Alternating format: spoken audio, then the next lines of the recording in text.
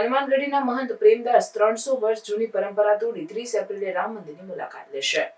અયોધ્યાના હનુમાનગઢી મંદિરમાં 300 વર્ષથી ચાલતી પરંપરાને તોડીને મુખ્ય મહંત પ્રેમદાસ 30 એપ્રિલે અક્ષય તૃતીયાના દિવસે પ્રથમ વખત મંદિરની બહાર નીકળી રામ મંદિરની મુલાકાત લેશે।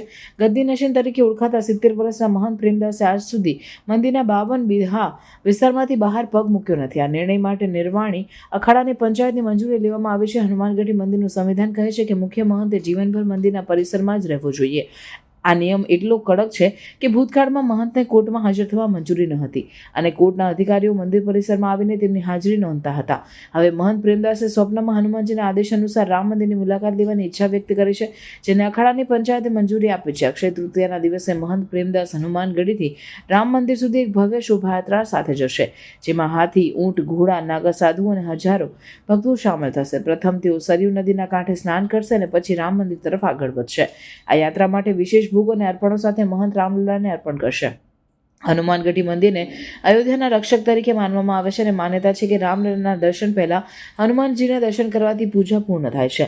મહંત પ્રેમદાસની આ યાત્રા માત્ર ધાર્મિક જ નહીં પરંતુ સાંસ્કૃતિક અને સામાજિક રીતે પણ મહત્વપૂર્ણ છે, કારણ કે તે પરંપરા અને આધુનિકતા વચ્ચેના સંતુલનનું પ્રતિનિધિત્વ કરે છે। इस तारीख को 7 बजे निकलेगा, क्योंकि गर्मी का सीजन है। आज के दिन के उपलक्ष्य में अगर ऐसा दिन बने तब तो अति ही भगवान की कृपा है। 7 बजे निकलेगा जुलूस और जुलूस के साथ सबसे अग्रभाग में हमारे यहाँ के घोड़ा हाथी चलेंगे और उसके बाद में निशान चलेगा, बाद में ब्रास बैंड और नागातीत लोग चलेंगे और उसके बाद में हमारा रथ रहेगा।